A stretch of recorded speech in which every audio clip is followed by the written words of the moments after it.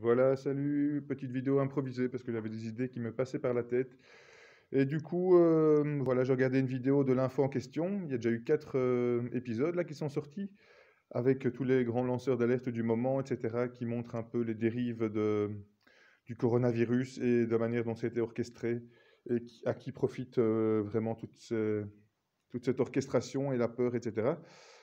Et du coup, voilà, je voulais vous mettre ça en audio, en arrière-plan, pendant que je faisais un peu le tour de tous les livres ici.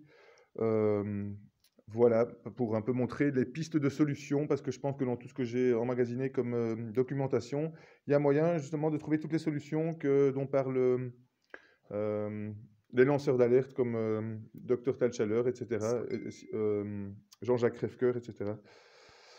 Et du coup, voilà, comme, j'aimerais bien faire un grand événement dans lequel je mettrai à disposition tous mes livres et donc ce sera à mon anniversaire a priori.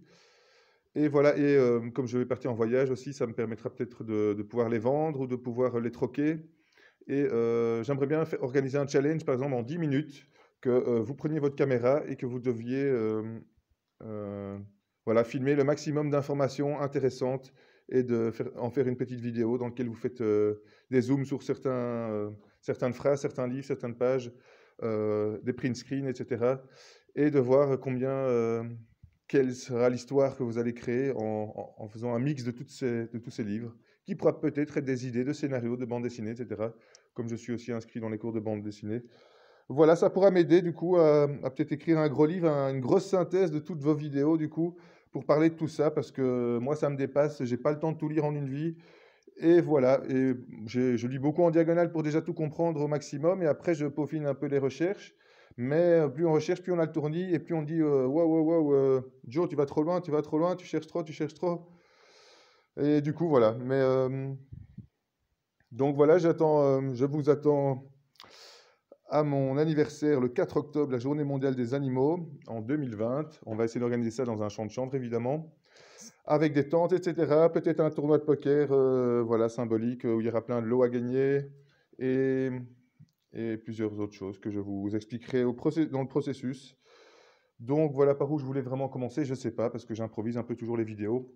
Je n'ai pas vraiment de script, mais voilà, je voulais un peu refaire l'inventaire en tout cas de tous mes livres, donc voir au moins toutes les pages de garde, peut-être pas toutes les pages à l'arrière parce que ça va prendre trop de temps dans la vidéo, mais si j'ai le courage, je le ferai après.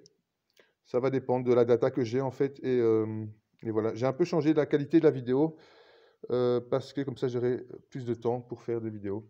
Sinon ça surcharge chaque fois. Donc voilà, voilà les autres idées que j'avais pour vous montrer où on se trouve ici. Voilà, j'exposais un peu le potentiel du chanvre aussi, qui était une des solutions principales justement pour l'après-confinement. Et si on veut un peu rétablir cette humanité et rétablir tous les mensonges du passé, etc., on commencera par comprendre le grand mensonge du chanvre, la propagande de la marijuana en 1937, et comment ils ont saboté l'essor de l'humanité et comment ils ont fait en sorte de faire prospérer les grands lobbies pétrochimiques, tout ça, les big pharma et tout ça, on imagine, hein. Donc voilà, parce qu'en sachant que le chanvre était le meilleur concurrent du pétrole à l'époque, ben, ils ont préféré l'interdire, le faire passer pour de la marijuana, une plante dangereuse importée par les migrants et tout ça, qui vont faire des choses pas cool. Alors du coup, voilà, à cause du racisme. Et là, c'était une petite idée aussi qui fait partie de voilà, mes idées. Je vais faire un questionnaire que je mettrai dans toutes les boîtes aux lettres des gens qui exposent un peu de chanvre à l'extérieur de leur maison, dans leurs pots de fleurs, etc., sur les pots de fleurs publics aux alentours, etc., ou dans les ronds-points, etc. Et du coup, voilà, ceux qui répondent le mieux au questionnaire pourront du coup être sélectionnés pour recevoir certains lots ou voilà, participer à des récoltes collectives dans des champs de nos partenaires et des récoltes artisanales du coup avec le chanvre frais que vous pouvez après transformer de différentes façons. Voilà, j'ai un peu écrit là quelques idées. Du jus, c'est excellent pour la santé, c'est jamais psychoactif.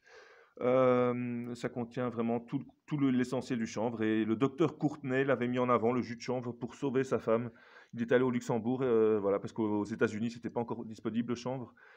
Même si là-bas, il y a plus de cannabis, marijuana médical que de chanvre, paradoxalement. Mais ça, on vous l'expliquera dans une autre vidéo.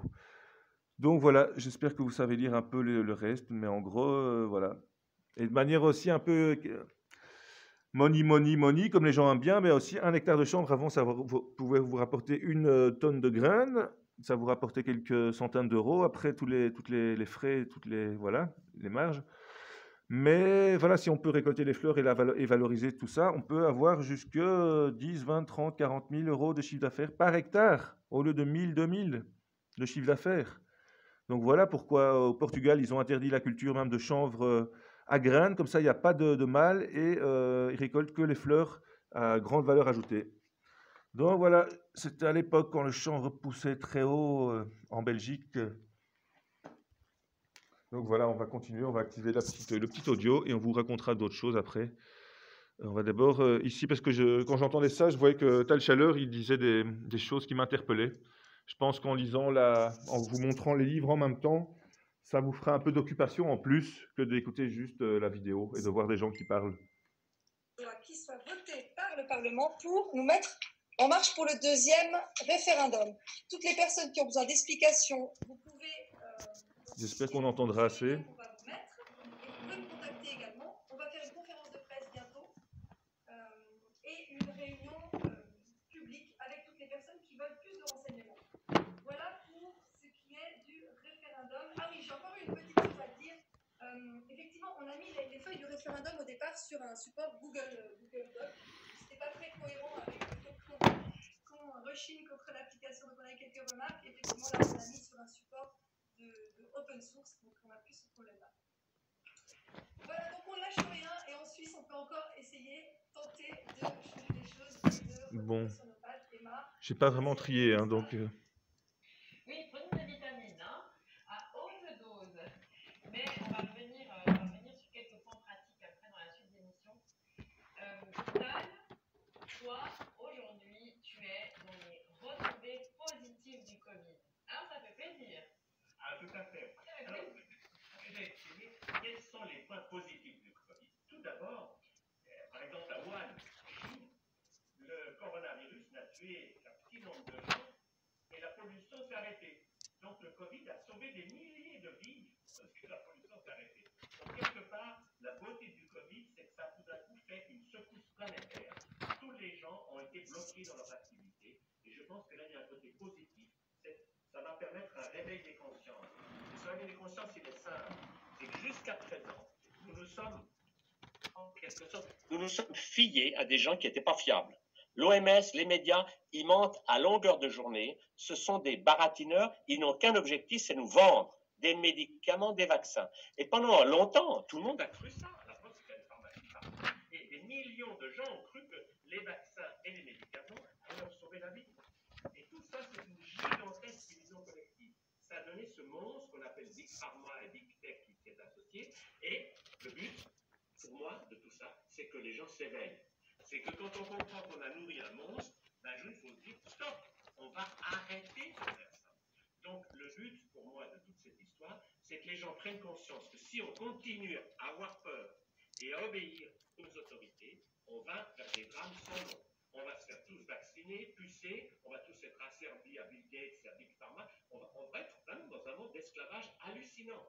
Mais le côté intéressant, c'est que le rôle des prophètes, c'est de se tromper. Moi, mon rôle, c'est de dire la catastrophe arrive, mais changeons d'attitude pour qu'elle n'arrive pas. Et mon espoir, c'est qu'on arrive en se réveillant. Parce que si on réveille nos consciences, rien ne peut nous arriver de grave. On va tout d'un coup dire stop. On arrête de nourrir ces monstres. On arrête de croire que l'OMS dit quelque chose. L'OMS, c'est l'Organisation mondiale de la servitude des populations et de la soumission au pouvoir de l'argent. Donc, on va changer notre mode de vie. Et là, il y a des choses simples à faire. D'abord, il faut commencer à boycotter.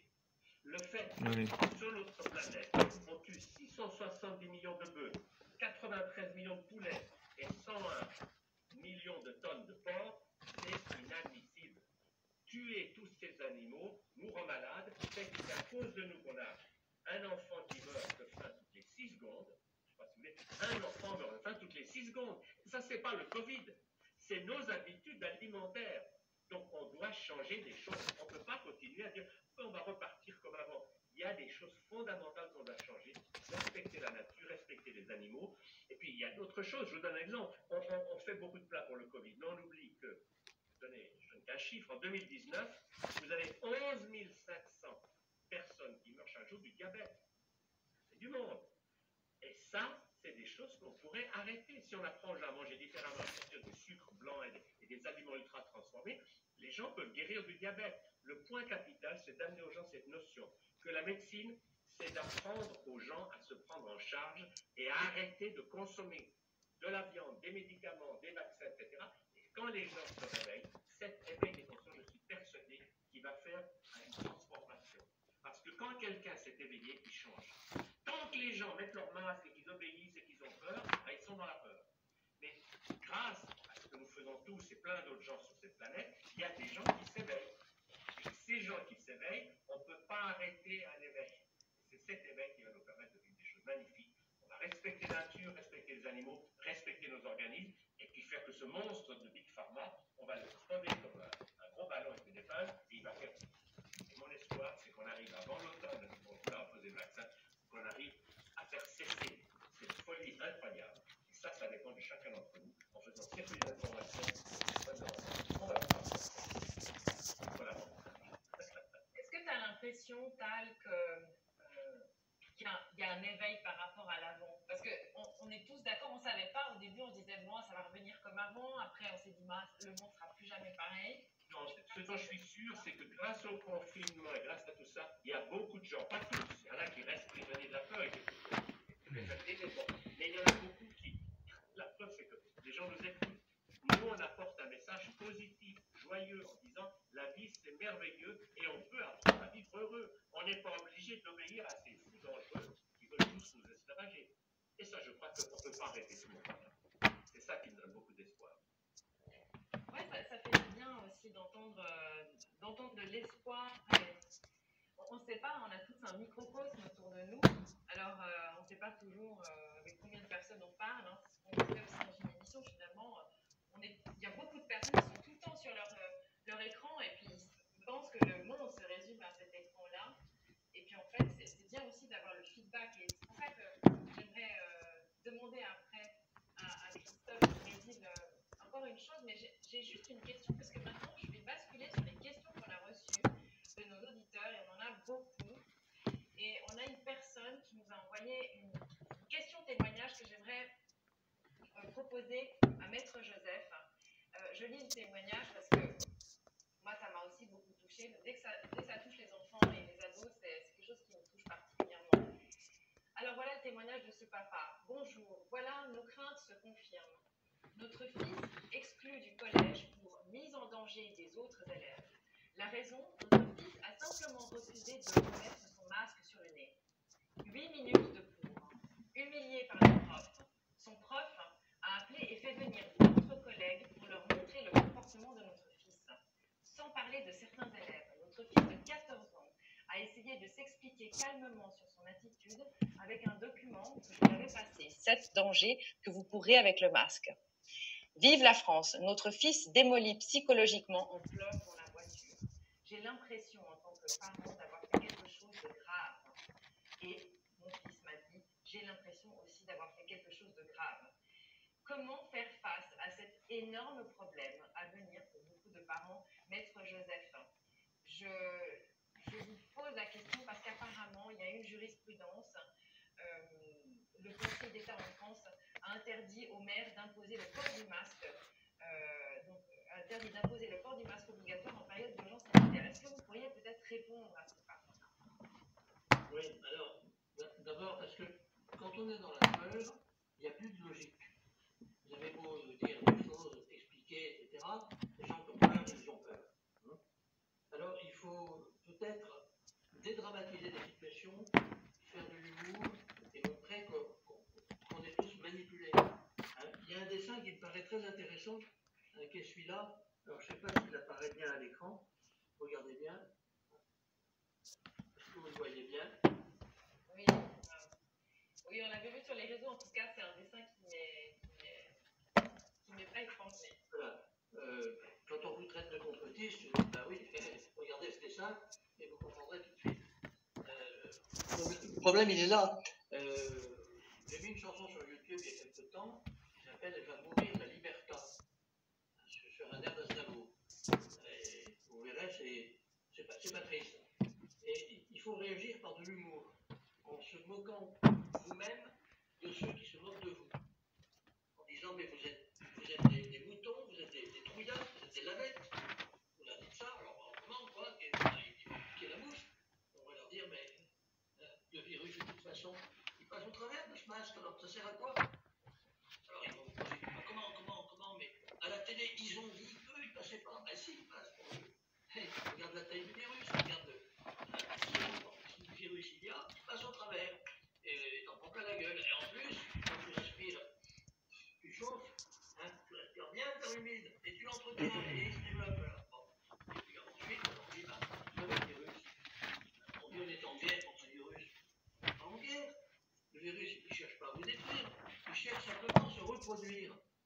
Quand les voisins du dessus cherchent à se reproduire, hein, ça vous dérange peut-être parce qu'ils font du bruit, mais ils ne cherchent pas à vous nuire. Ce n'est pas une guerre contre vous. Hein. C'est eux qui sont parfois bruyants. Donc, c'est pas, il ne faut pas se tromper d'objectif. Hein. Donc, le virus, c'est pareil. Il faut se reproduire, c'est tout. Et sur le masque, il se reproduit tout à fait bien comme il faut. Donc, c'est un peu comme ça qu'il faut prendre les choses, à mon avis. Je me demande juste comment un enfant de 14 ans peut arriver à avoir ce recul. C'est surtout dans le cadre des enfants, parce que c'est pas évident hein, d'apprendre à son ado, d'avoir du recul. Je sais pas si les profs comme ça peuvent ridiculiser un enfant comme ça. Oui, moi j'ai quelqu'un de mon entourage qui avait 13-14 ans, même moins que ça, parce qu'elle était au collège, une gamine au collège, et qui, à sa prof de sciences nat, qu'on appelle maintenant SVT, je crois, sur l'histoire des vaccinations, elle lève la main, elle dit, madame, le vaccin contre le tétanos ne peut pas marcher, et pourquoi? Mais comment ça il ne peut pas marcher? Ben oui, parce que le vaccin, il va dans le sang, la toxine tétanique, elle suit le système nerveux, ce sont deux circuits parallèles qui ne se rencontrent jamais. Bon, ça, c'est la regardé. Bon, on parlera de ça une autre fois. Et elle n'a jamais pu interroger. Une père royale. C'est une merdeuse qui était au collège, qui était en 4e, en 3e. Donc, des fois, les gamins peuvent un peu étonner les profs. Donc, il faut réagir un peu avec l'humour sans se démonter, puisque vous savez que vous avez la justesse des opinions. C'est vous qui êtes dans la vérité. C'est les autres qui sont des imbéciles ou des empoisonneurs qui vous forcent. Donc c'est un peu ça le message qu'il faut leur faire passer. Oui, on va continuer à leur faire passer ce message. Il faut qu'on répète et qu'on répète. Jean-Jacques, tu voulais préciser quelque chose? Oui, je voulais profiter de la présence de Jean-Pierre Joseph pour lui poser une question et qui est valable pour tous les pays. C'est parce que je trouve qu'il y a quelque chose de très pervers dans cette situation, c'est que les États eux-mêmes, les pays, recommandent parfois le port du masque, mais ne l'imposent pas. Mais lorsqu'on arrive dans un commerce, ou lorsqu'on arrive dans une école, ou lorsqu'on arrive dans un salon de coiffure ou quoi que ce soit, ce commerce, parce qu'il a reçu des directives du ministère de la Santé, des choses comme ça, lui est obligé d'imposer le port du masque, par exemple, ou le lavage des mains avant d'entrer dans le magasin, parce que sinon, eux subissent, ou en tout cas ont la menace d'amende ou même de fermeture de leur établissement. C'est la raison pour laquelle vous ne me verrez pas avec les cheveux coupés dans longtemps, parce que je viens d'annuler mon rendez-vous chez ma coiffeuse, parce qu'on impose le port du masque, alors que le gouvernement québécois L'enchanvreur. le recommande, mais ne l'impose pas. Alors comment est-ce qu'on fait dans cette imbroglio juridique? C'est la même chose qu'avec les vaccins qui ne sont pas obligatoires, mais obligatoires pour rentrer dans une crèche, par exemple, pour les enfants. Donc comment est-ce qu'on fait au niveau de la hiérarchie du droit? Et là, c'est une question qui s'adresse à un juriste, évidemment. Alors là, c'est pas simple, comme dirait Jean Marché. Merci de l'avoir posé, mais et répondez à côté. Non, c'est vraiment pas simple. Parce qu'effectivement, quand il n'est pas obligatoire, mais simplement recommandé, alors là, c'est la discussion avec le gérant de l'établissement. Et ça, tout dépend de notre force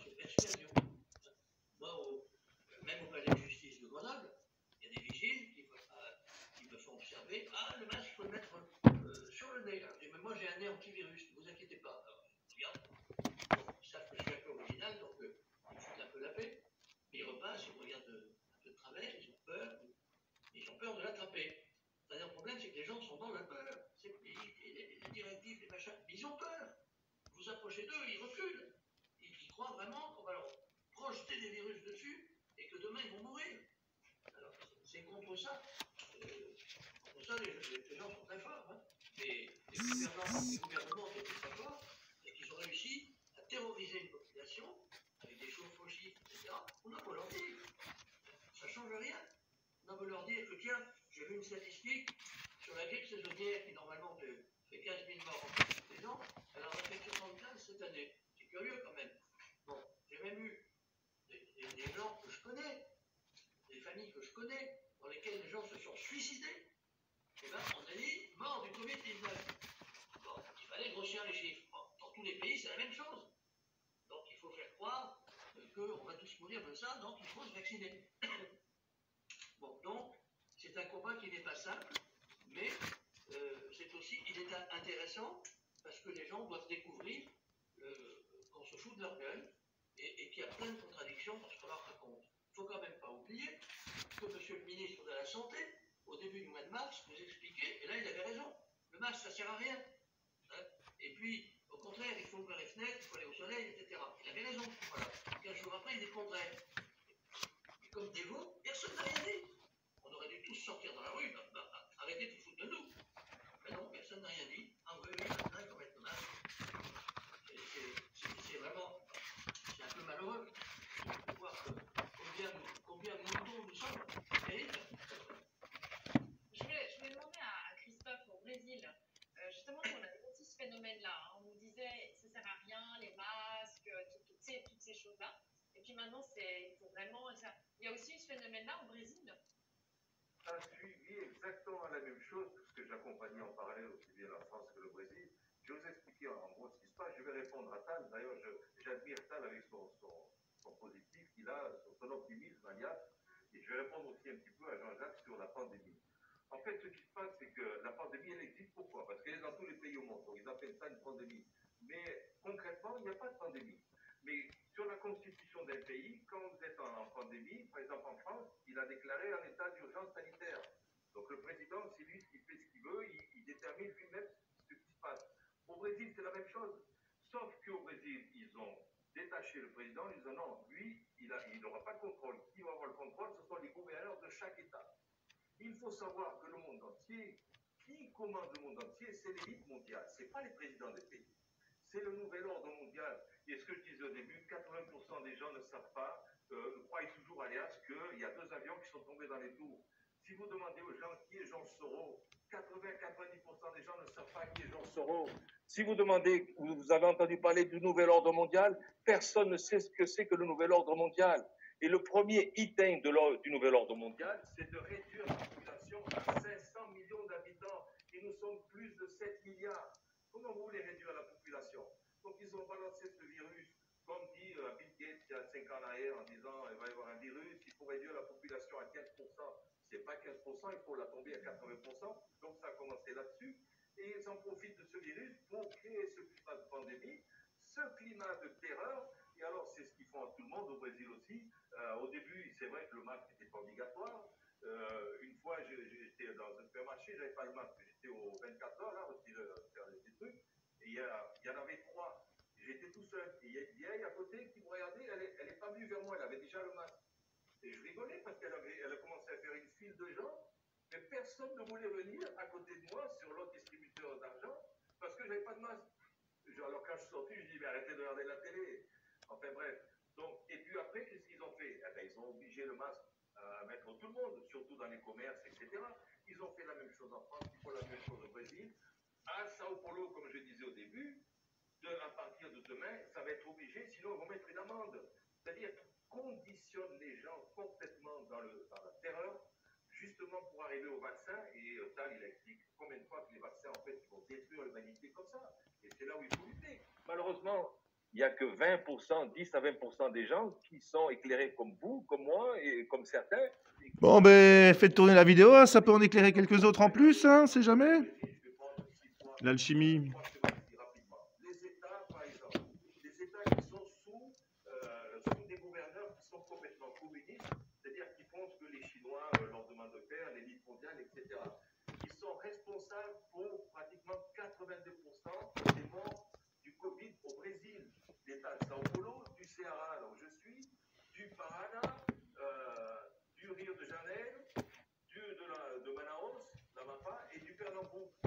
ces États, ce sont des gouverneurs communistes qui sont contre le président de la République et on leur dit n'importe quelle personne qui meurt, vous mettez Covid-19.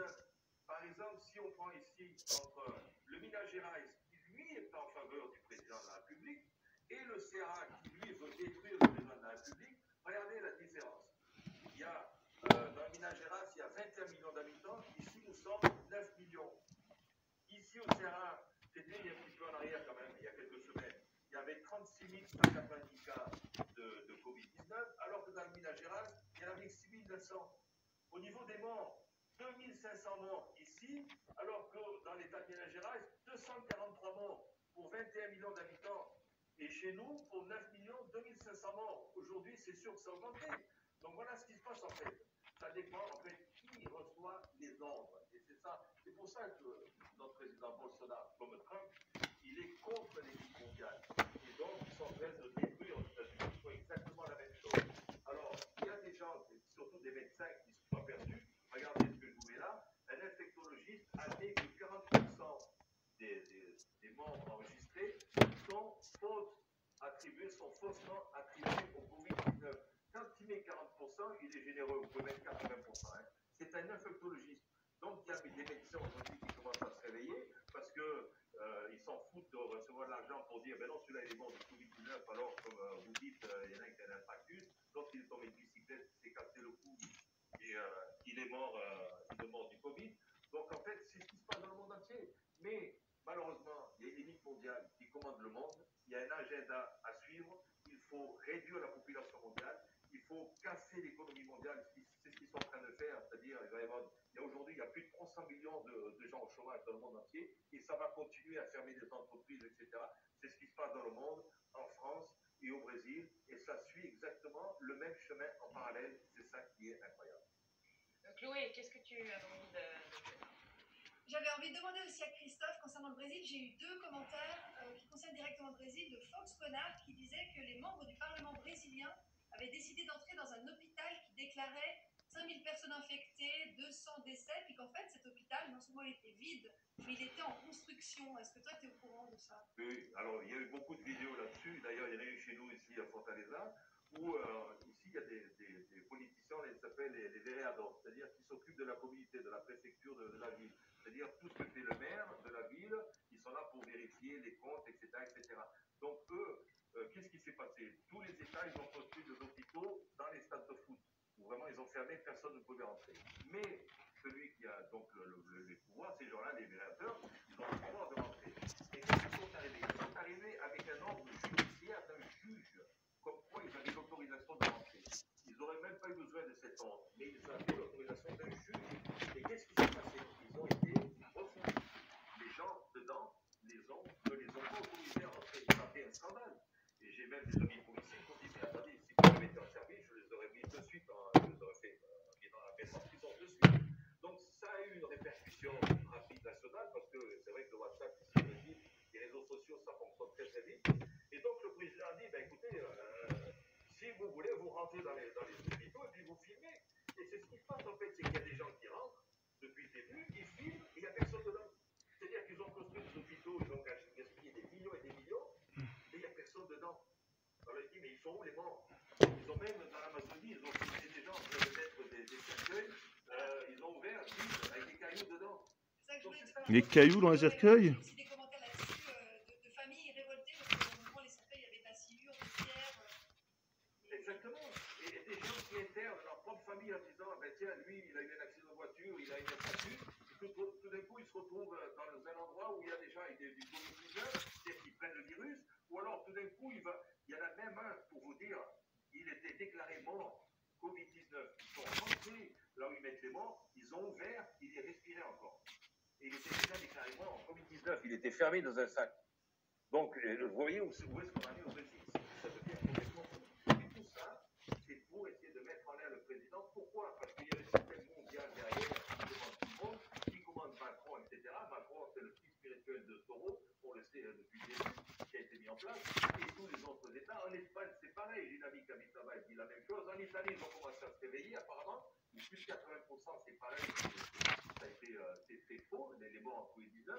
Mais au Brésil, c'est terrible. Pourquoi ils veulent renverser? Parce qu'ils veulent le Chinois sont en train d'envahir le Brésil, sont en train d'acheter toutes les sociétés, les terrains, etc. Ils sont en train de faire le Brésil, ça devient invivable. Je ne sais pas jusqu'à quand va tenir le président de la République. Je vous le dis pas. Oui, c'est aussi cette nouvelle normalité qui perturbe beaucoup de nos auditeurs et qui nous écrivent. C'est vrai que le sujet des masques, il revient beaucoup, parce que c'est tellement évident sur un visage, ça cache le sourire. Et il y a, s'affichera à l'écran la chaîne de Dr Rachid Botard, que j'aime beaucoup, en tout cas, ça n'engage que moi ici, mais je suis beaucoup Dr Rachid Botard. Et je l'ai vu raconter l'autre jour juste l'épisode d'un père qui se baladait avec son petit, qui devait avoir 5-6 ans. Et le masque du petit, effectivement, l'enfant s'est beaucoup, je ne sais pas comment il triturait, est tombé par terre. Et le petit s'est mis à pleurer parce que son masque était tombé par terre. Et le père lui dit, mais remets ton masque, remets ton masque. Et le petit était tétanisé et criait à son père, I'm gonna die, mais je vais mourir. Je vais mourir. Mais un enfant, moi, c'est difficile pour moi de prendre tout ça avec recul parce que l'enfant, c'est qui doit être la vie et l'instant présent. Et je me demande, c'est vrai que je réalise là, parce que on voit ce qui se passe en Suisse avec Chloé. On entend parler évidemment de la France, on est très proche.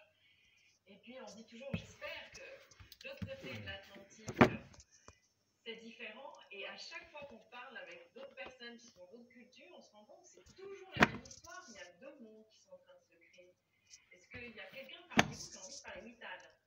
Les élites cherchent toujours à diviser pour régner. Elles ont toujours fait comme ça. Alors là, aujourd'hui, c'est très évident. Ceux qui ont le masque sont persuadés que ceux qui n'ont pas le masque sont des mauvais citoyens, qu'à cause d'eux, le virus, etc. Et puis ceux qui n'ont pas le masque pensent que les autres sont des complets idiots de se voiler ainsi la face, de ne plus pouvoir sourire, c'est un monde de fous. Mais l'objectif est très précis. C'est là que les gens doivent se conscientiser. C'est que le but de ceux qui mettent en place ces mesures, ce n'est pas de la science. Comme le disait Thierry la fois d'avant, il n'y a aucun travail scientifique qui prouverait qu'un masque est quelconque utile. C'est du total. C'est comme un grillage pour empêcher les moustiques d'entrer dans le jardin. Ça ne repose que sur du vent. Mais c'est calculé par les élites pour mettre les populations avec le signe de la bête et d'arriver à masquer les gens pour qu'ils ne puissent plus respirer, plus sourire et qu'ils soient terrorisés. Parce que c'est comme ça que quand on va leur appeler le vaccin sauveur cet automne, ils vont le prendre. C'est pour ça que nous, on doit encourager les gens à s'informer, à dire, on vous dit le masque, mais informez-vous, allez voir le blog de Tal, allez voir ci, allez voir ça. Il y a toutes ces informations qui vont vous prouver qu'on vous dit des sottises. C'est la seule chose qu'on puisse faire aujourd'hui, c'est de dire aux gens, réveillez-vous, informez-vous, et ensuite vous choisirez. Moi, j'ai fait ça l'autre jour, j'avais appris qu'on m'a dit, je vais rentrer, mais pas de masque. Oh là là. Alors je ressors, j'ai pris un petit masque dans mon sac, je l'ai mis sur les yeux, puis je suis entré. Quand j'avais passé dans le petit j'ai dit, ça allait comme ça, j'ai essayé, rien dire, j'avais le masque. Mais j'ai compris que le masque, pour que vous ne voyez pas la vérité. Donc on vous le met sur la bouche pour que vous testiez. Et on vous le met sur les yeux pour que vous ne voyez pas la vérité en face. Moi, j'ai une museline. Oui, c'est ça aussi. Et on a reçu pas mal de messages de Belges. Et du coup, qui nous demandent, ici en Belgique, il y a une association, un mouvement, quelque chose. Sophie, je voulais te demander, est-ce que tu pourrais peut-être nous aider là pour nos auditeurs belges? Oui, nous, ce qu'on défend avant tout, c'est la liberté de choix en santé. Ce qu'on a fait récemment, ça je vais dire parce que c'est très important, c'est une pétition qu'on a mise sur le site Pétition. Le réveil de la conscience. Pour exiger la liberté vaccinale absolue, parce que ici en Belgique, il y a eu un reportage comme quoi la ministre flamande de la santé, fédérale de la santé, Madame De Blok, est en faveur de l'obligation. Et le ministre Koen Geens a dit celui qui ne voudra pas du vaccin, on l'obligera. Donc il y a quand même une épée de Damoclès concrète et cette pétition qui existe en français et également en néerlandais sur le site pétitie.be, je pense. Donc c'est important d'aller la trouver, elle est aussi sur notre site internet. Alors ce que nous on a également fait comme démarche récente avec un de nos avocats, on a écrit à la Commission européenne pour exiger la communication de toute une série de documents administratifs, donc le cahier des charges par rapport aux futurs achats de vaccins, les documents scientifiques sur demande, normalement, ils ont 30 à 60 jours pour répondre. Et s'ils ne répondent pas, il y a un recours qui est possible. Alors, tout ça, ça s'inscrit dans des démarches globales qui sont pratiques. Il y a évidemment toute une série d'aspects à traiter. On pourrait parler du traçage, des masques, etc.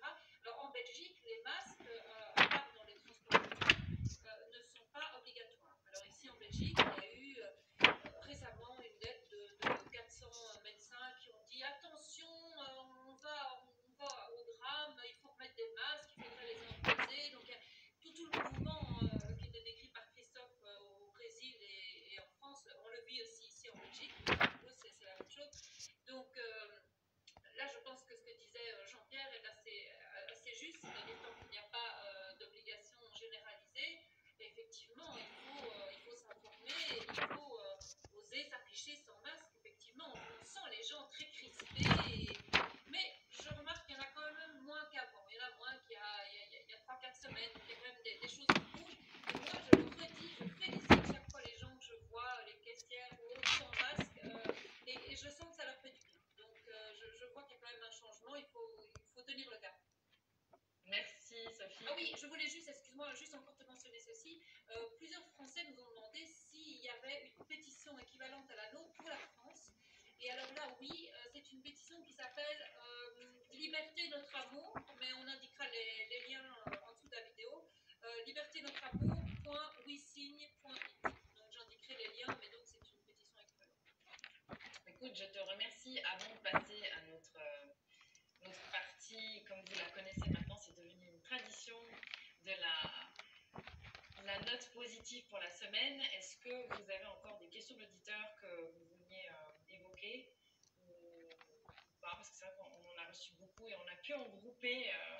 Il y avait beaucoup de questions sur les masques, beaucoup de questions qui ont été aussi du coup évoquées indirectement via la chronique aussi de Jean-Jacques sur le test. Donc on va commencer notre tournée positive de comment on peut envisager les 7 jours à venir, les messages que vous avez passés aux personnes qui nous écoutent. Donc je rappelle qu'on a des personnes vraiment du monde entier, même de Nouvelle-Calédonie. Ça, je n'avais pas encore reçu. Donc vraiment, merci à tous pour votre soutien et vos partages parce que la communauté s'agrandit. Alors, Salim, toi, vraiment, moi, je regarde tes vidéos et tu t'énerves sur tes vidéos. Tu fais partie de ces personnes qui ne supportent pas l'injustice. Alors, je sais que c'est dur de ramollir un peu cette... je trouve jamais ce mot en français, mais en italien, on dit cantesimi. C'est non-sens. Alors, comment on peut, quand on suit tout ça, avoir quand même une note positive? Bah, je pense que c'est... moi, je suis très observateur et quand j'observe la vie, c'est le cosmos, l'ordre des choses, je le vois parfait. Et c'est au-delà de la perfection, c'est inouï de beauté. Il y a juste l'homme qui, quand il déconne, vraiment, il fait de gros dégâts. Mais sinon, si on laisse la nature se faire, c'est d'une grande beauté, c'est d'une grande justice, c'est parfait, c'est millimétré. Et même quand l'homme veut faire le con, veut faire l'imbécile, eh bien, il y a toujours un retour de karma, il y a un équilibre, toujours, systématique. Et ça, tout le monde, absolument tout le monde peut le constater. On les a vus arrogants au début de la crise, on les a vus ridicules en assemblée, en enquête parlementaire, Jérôme Salomon, Buzyn, Karine Lacombe, ils étaient juste pathétiques. Donc il y a toujours un rééquilibrage. En fait, moi, ce que je voulais dire, c'est peut-être pour moi la chose la plus importante dans cette lutte. C'est la subversion, j'en ai déjà parlé. Il ne faut pas croire que les autres sont perdus, jamais. Le problème de l'éveil, c'est comme un bouton, c'est du digital, c'est 0 ou 1. Soit on est totalement sous la coupe, on croit au système, et après, on n'y croit plus et on sort. C'est on-off, c'est lumière-ténèbres. Et en fait, il faut laisser le temps aux gens. Voilà, chacun son rythme. C'est comme ça, c'est comme ça. Il faut être patient, il faut être compréhensif, il faut Voilà, il faut faire son boulot et je vous jure que ça marche. Je ne suis pas d'accord avec Christophe quand il disait tout à l'heure que beaucoup de gens croient au système. Parce que quand on fait des sondages, Christophe, beaucoup de gens croient qu'il y a un complot. Hein. Beaucoup. Et ça, c'est super positif. C'est super positif. D'ailleurs, et je finirai par là, je ne sais pas si vous avez remarqué, on s'observe tous comme ça, de loin, avec les gens. Et après, quand vous cassez la glace, dites non, c'est bon, moi je fais la bise. Hein. Ah là, ben, c'est super, moi aussi. C'est tout le temps comme ça, moi. Ça m'arrive tout le temps. Les gens, ils se disent, l'autre, il va pas me juger. Et après, vous cassez la glace, là, vous brisez la glace, et ça passe. Et ça m'est arrivé avec, dans mon village, là, à Marseille, ça m'est arrivé je ne sais pas combien de fois. Donc, il faut communiquer, il faut parler aux gens, et vous verrez que je pourrais vous raconter des trucs avec des gens qui sont franchement pas lettrés du tout. Limite illettrés. Mais une intelligence politique inouïe. Ça m'est arrivé, ça m'arrive assez régulièrement dans mon cabinet. Donc voilà, j'ai un énorme espoir parce que c'est dans l'ordre des choses. Alors, comme j'ai bien dit à cette émission, je vais me permettre de donner ma petite histoire de la semaine parce que Saline m'a fait penser à quelque chose que j'ai vécu. Et en fait, Christophe, vous avez tous, sans le savoir, quand même parlé de ma petite histoire de la semaine. Alors, ça parle aussi de l'éveil. Donc, je suis allée chez une esthéticienne et donc, effectivement, on est obligé de mettre le masque. Alors, j'ai pas le masque avec moi pour vous faire la démo de comment j'ai réussi. Donc, Jean-Jacques, si tu veux, je t'expliquerai pour aller chez le coiffeur comment on fait. Donc, j'étais obligée de mettre le truc. Alors, je rentre, je mets le masque, c'est un grand salon. Et donc, on va se mettre dans la cabine, donc au sous-sol, et la pauvre esthéticienne, elle avait son masque. Alors, moi, j'ai dit dessous comme ça. J'ai dit, vous m'excusez parce que je passe, moi, avec je fais des prises de biophotographe, donc est-ce que ça va pour vous? Elle me dit, oui, ne vous inquiétez pas, elle était toute douce, toute gentille. Puis bon, elle commence à faire, voilà. Je lui dis, ça va, et vous tenez toute la journée. Et elle me dit, parce que moi, je dis toujours ça, c'est une façon pour moi de prendre la température, pour savoir où est la personne par rapport à ça. Et elle me dit, oui, vous savez, si ça peut sauver des vies, éviter une deuxième vague, je le mets. Bon, alors là, tout de suite, j'ai su où on était. Donc, si on compare à la métaphore, ça dit on était dans l'ampoule peut-être plutôt éteinte. Et donc, je lui dis, bien en tout cas, je ne sais pas comment vous faites, parce que moi, j'ai jamais mis de masque, ça m'angoisse, mais ça va. Elle me dit, bon, c'est vrai qu'au début, j'avais quand même un peu mal à la tête le soir, mais à force, bon, je me suis habituée. Je dis, en tout cas, vous êtes sacrément courageux, bravo, parce que là, c'est pas simple. Et elle me dit, oui, parce qu'en plus, ce qui m'énerve, c'est qu'au supermarché à côté, les gens, maintenant, il n'y a plus de barrière, il n'y a plus de distance, les gens, ils font ce qu'ils veulent. Et je dis oui, alors effectivement, alors du coup vous mettez le masque quand vous allez. Et elle me dit, ah ben non, déjà que je me fais le masque toute la journée pendant mon travail, quand j'y vais, je l'enlève. Je dis, ah oui, c'est vrai, c'est pas facile pour vous. Et elle me dit oui. Et puis en plus, franchement, là, j'en peux plus de ce masque. Je dis donc du coup, après, quand vous rentrez chez vous, vous le remettez. Et elle me dit, mais non. Et elle me dit, puis commence vraiment à en avoir marre de ce masque. Et puis finalement, vivement que ça s'arrête, parce qu'en plus, au bistrot d'à côté, ils se font tous des hugs et il n'y a pas de masque. Donc, tout ça pour vous expliquer qu'on n'est pas passé de l'éteint à l'allumé, mais ça a été une espèce d'halogène qui a pris feu. Et moi, j'ai toujours été passionnée par l'écoute active. Et en fait, ce qui se passe, c'est que souvent, les gens, quand ils comprennent quelque chose, ils ont envie de convaincre tout le monde. Et en fait, souvent, enfin, tout le temps, pour ne pas dire tout le temps, quand on écoute des gens et que finalement, on répète presque ce qu'ils disent, mais avec une vraie empathie, parce qu'il faut aussi que ça vienne du cœur. Eh bien, il y a des phénomènes comme ça où je vous garantis que quand je suis partie, la fille, elle avait envie d'arracher son masque et de donner sa démission. Enfin, c'était très drôle et c'était très touchant. Donc voilà, pour ça, c'est ma note positive parce que je sais qu'il y en a plein des comme ça et ça m'a fait beaucoup rire et voilà, j'aime rire. Mais moi, je voulais juste te dire, elle parle, il n'y a pas de deuxième vague. Pourquoi vous avez eu une première vague en Suisse? Il n'y en a même pas eu. Non, mais ce genre de cas, je sais que si la personne me parle comme ça d'emblée, en me disant ça peut sauver des vies maintenant, ça, si ça peut éviter une deuxième vague, moi, je sais tout ce que je lis, etc., et tout ce que j'entends, etc. Bon, je sais que si cette personne me parle comme ça, et que moi, je lui dis ça, je lui explique tout, la pauvre, soit elle va se sentir complètement à côté de la plaque. Il faut comprendre une chose, c'est que le choc, il peut être violent au début. Il peut être violent. Et puis, il y a aussi beaucoup de personnes qui se disent, mais en fait, c'est pas possible qu'on m'ait pris pour un débile. Ben si. Ces phénomènes-là humains. Confinés, mais pas tous con in fine. On va faire une fois une émission sur ce thème-là, d'ailleurs, sur toute la psychologie autour de toutes ces choses. Les prises de conscience, c'est pas évident. Hein. Ça demande beaucoup de courage. Chloé, tu vas nous dire maintenant ta note. Alors, moi, je voulais aussi donner un petit peu les choses que je vais faire là, ces prochains jours. Et pour parler des masques aussi, je sais que c'est un peu trop redondant, mais On termine.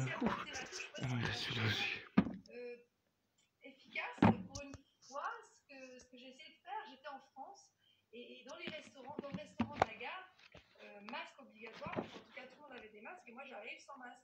Et la dame qui me servait, qui encaissait, qui était prête à prendre mon argent, voulait absolument que je mette mon masque. Et je disais, bah, écoutez, moi je suis en Suisse, chez nous on n'a pas besoin de mettre des masques dans les magasins. Le virus est-il différent chez vous? Et puis ils ne voulaient pas savoir. Il fallait mettre le masque et tous les clients disaient, non, il faut mettre le masque. Je dis, je fais quoi? Je pose tout, je m'en vais. Oui, vous nous faites du chantage. Je dis, mais c'est vous qui nous faites du chantage.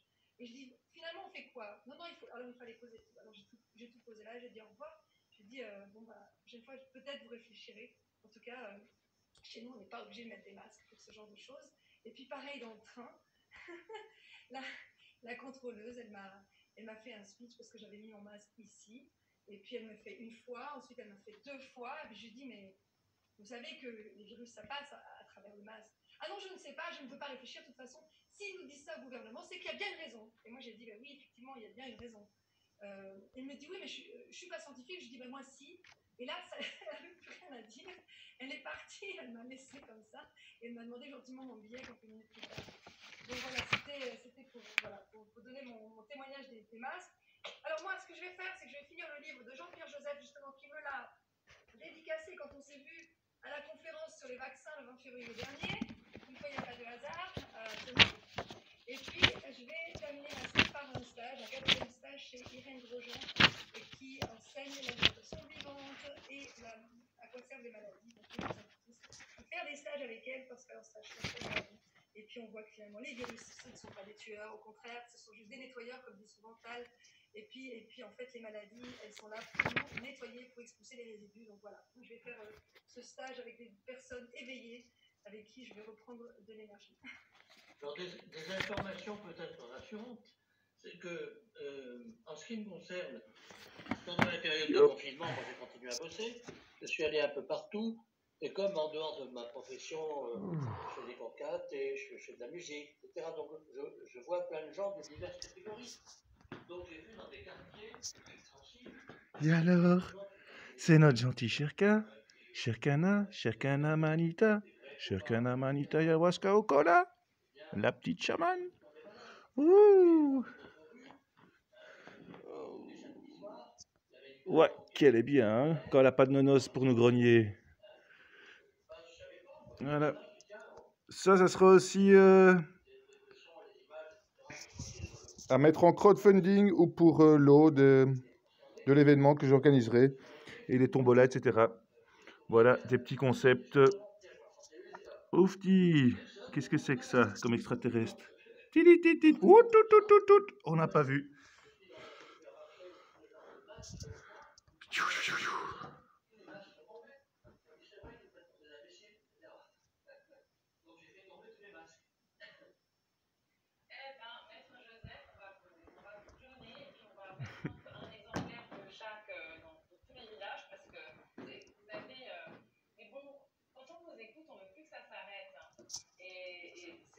Je renvoie aussi sur la On veut plus que ça s'arrête. Vous avez fait une interview.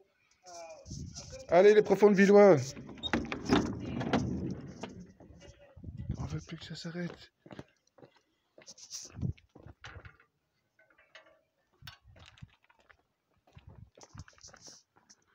Voilà alors ce qu'on trouve ici à la fenêtre. Pour terminer en beauté, servez-vous, chambrez-vous et enchambrez la planète pour la dépolluer.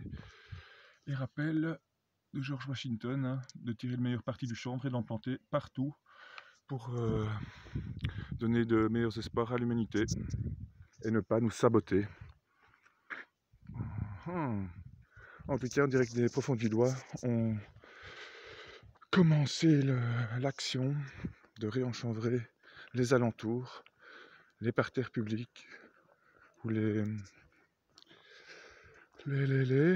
terrains vagues et tout ça. Et on voit grand mystère de la vérité. La vérité est comme le soleil. Elle fait tout voir et ne se laisse pas regarder. Ouch, vous ne m'avez pas vu. C'est quoi ça? Bon chic, bon. Oula, c'est du beau, hein. Ah ben, c'est pas mal, hein, ce qu'ils ont fait à Profondeville ici. Et ouais, on espère que les chanvreurs masqués, que tous les autres Can Anonymous, qu'on pourrait les appeler aussi, et tous les jeunes qui relancent un peu de chanvre dans la région, continueront leur action parce que ça fait du bien de revoir un peu de chanvre qui pousse à gauche, à droite, et qu'on pourra peut-être le manger tous ensemble pour une fête du village, faire du jus, etc. Je vous le ferai déguster si jamais on le coupe ensemble à la fin de l'été, mais j'imagine que vu qu'il est déjà assez impressionnant, je ne sais pas si la police va tolérer de laisser du chanvre agricole dans les parterres publics pour conscientiser les citoyens que le chanvre est quand même une plante ancestrale qu'on a interdite pour de mauvaises raisons, et que les flics aussi en ont marre de courir derrière les gens pour du chanvre, du cannabis, des drogues et tout ça. Ils ont autre chose à faire. Il y a beaucoup de choses à régler là, avec les grands lobbies et les grands procès en cours, justement avec l'info en question. Et c'est un peu comme dans la Belle Verte, hein, il va falloir boycotter les bonnes choses, les mauvaises choses plutôt, mais ça dépend du point de vue. Et voilà. Enfin, on va faire un concours de celui qui arrive à filmer le plus de plantes dans le village et de faire des photos avec eux et voir si... voir jusqu'où ça ira, cette histoire. Ouf, tiens, on continue. Ouais, on dirait, hein, les hommes ne croient pas en ce qu'ils aiment, mais en ce qu'ils désirent qu'ils soient. Voilà. Et nous décidons.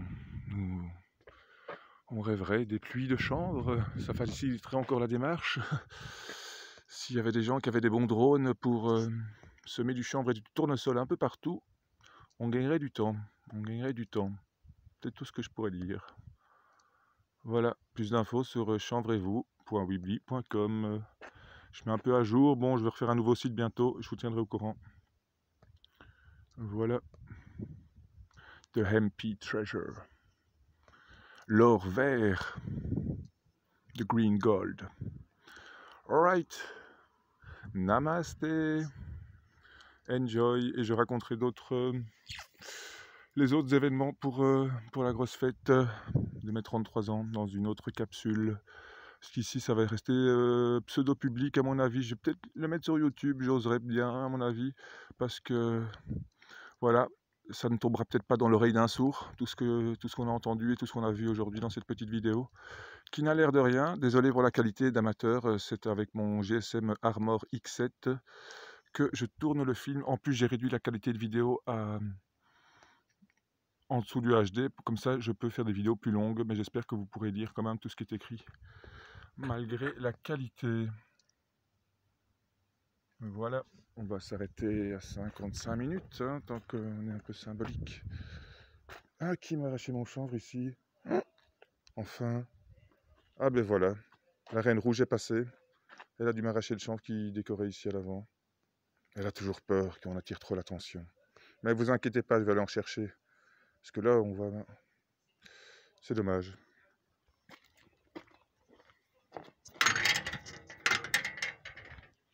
Voilà, voilà. Un peu de chanvre qui pousse, c'était le chanvre pour les oiseaux, mais quand il tombe dans les pots, ben voilà, il continue à germer. Du coup, voilà. Une belle plante mâle qui pollinise tous les cannabis de la région, donc les marijuana aussi. Tous ceux qui ont trop de THC, ben voilà, ça va réguler et ça vous fera des graines avec moins de THC et plus de CBD l'année prochaine. Désolé pour ceux qui seront un peu surpris. Ah oui, c'était le petit concept sympa, là, je trouvais. Les petites pierres. Tchac. Oui, moi je dirais un peu pour contrebalancer un peu ce que disait Christophe Brana, nous on a quand même des médecins aussi qui signent la pétition pour la liberté vaccinale pour ces futurs vaccins. Donc je pense que c'est un public qui est vraiment à inclure absolument parce que on le sait bien, les médecins ont à peine quelques heures de cours sur les vaccins et encore on leur apprend uniquement le calendrier vaccinal et on leur apprend à piquer. Donc je pense qu'il faut vraiment s'adresser à ces professionnels en leur disant informez-vous, rejoignez-nous. Nous, on a un article qui va paraître dans le numéro à venir d'Ethica Clinica. Ce sont 600 à 800 professionnels de santé belges qui vont lire l'article intitulé « Quelle éthique dans la gestion du Covid ». Moi, j'ai envie d'adresser vraiment un message, en tout cas pour la Belgique. Prenez de la vitamine C et du CBD et du CBG.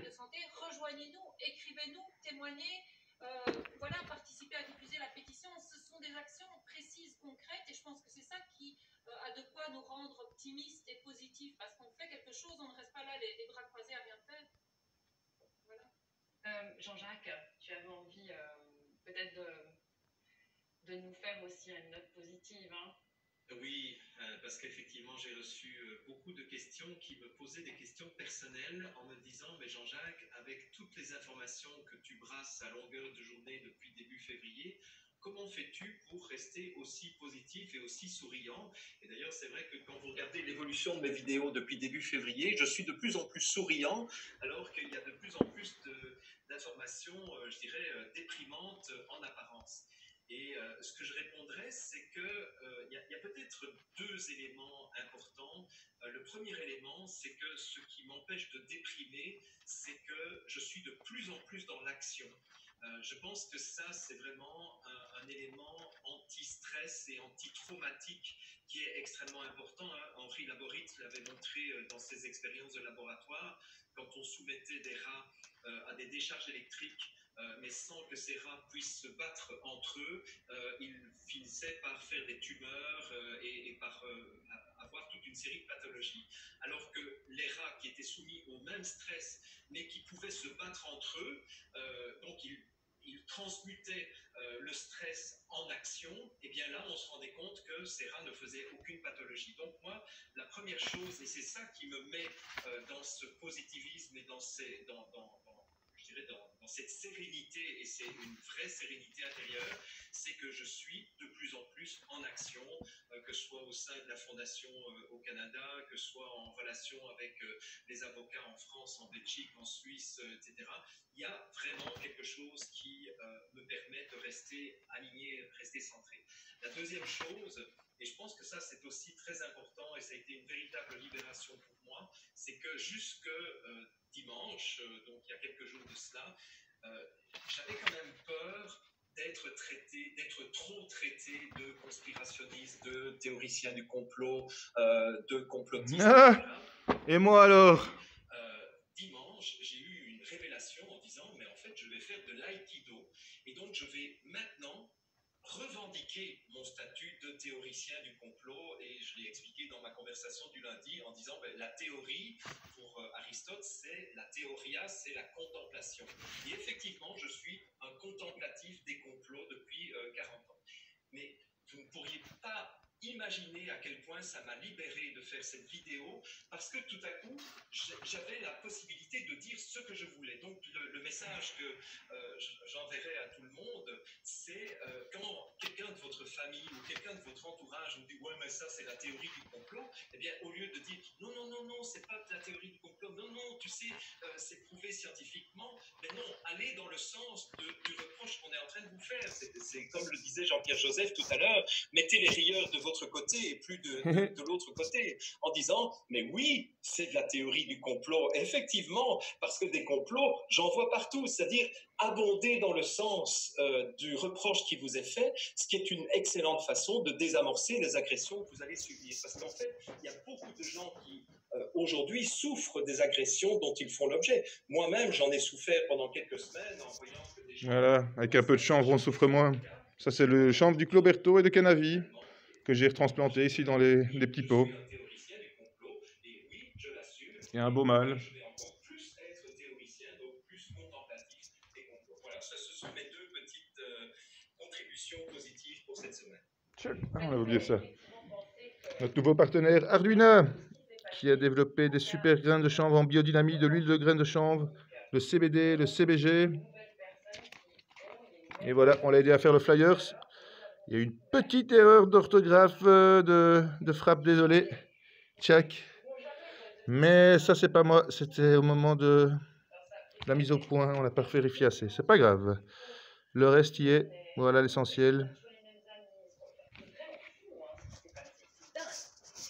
Et moi, j'aimerais vous encourager cette semaine à expérimenter ce qu'est être en harmonie avec ce que vous pensez. Vraiment, d'assumer qui vous êtes et d'essayer de voir ce que ça fait à votre ego. Parce que moi, ça me fait toujours penser, et Jean-Jacques, ce que tu viens de dire me fait penser au fameux repas de Noël. Vous savez, le repas où tout le monde a une gastro magique qui arrive comme par hasard et on ne peut pas aller au repas de Noël. Hein. Et finalement, parce qu'on ne s'autorise pas à dire, en fait, je n'ai pas envie de venir parce que quand je viens, vous n'êtes pas sympa avec moi, ou quand je viens, c'est toujours pour tout le monde se casser du sucre sur le dos. Je n'ai pas envie de venir. Oui, mais tu es égoïste. Ben oui. Oui, je suis égoïste. Voilà. Et c'est fini. Et on passe à autre chose. Voilà. Et c'est vrai que, Jean-Jacques, j'ai beaucoup aimé ta dernière vidéo. J'encourage tout le monde à essayer ça. Et vraiment, je vous rappelle encore une fois que vous n'êtes pas seul. Parce que c'est ça aussi qui fait que des fois, on se dit, mais c'est la tourmente, c'est le tourbillon, ce qui se passe. Des fois, c'est comme un mauvais rêve. Je pense que vous êtes beaucoup aussi certains à vous réveiller le matin et à vous dire, mais est-ce que tout ça a vraiment existé? Moi, ça m'a fait ça. Hein. Moi, maintenant, mais ça m'a fait ça pendant le confinement. Je me disais, mais est-ce que vraiment c'est vrai? Et en fait, on se rend compte qu'on rencontre quand même malgré tout de nouvelles personnes. Notre émission est une preuve de ça, c'est-à-dire qu'il y a un réseau qui se crée à travers les pays. C'est fou. Je vous remercie encore au nom de toutes les personnes de l'émission pour le soutien, les partages. C'est fou, on est vraiment partagés de plein d'endroits différents. Et en tout cas, cette émission, on va l'arrêter là parce que sinon on continue. On est spécialiste des longues émissions. Merci à tous. Merci pour vos partages, pour la présence de Christophe Granat du Brésil. Et on se retrouvera peut-être quand le foot reprendra pour les commentaires sportifs. Maître Joseph aussi, merci infiniment pour ce passage. C'était un vrai plaisir de vous avoir avec nous. All right. Et puis, toute l'équipe, on se retrouve la semaine prochaine à 20h. Heure européenne et puis 14h heure québécoise. Maintenant, je vous le redis pour la dernière fois parce que vous connaissez les horaires.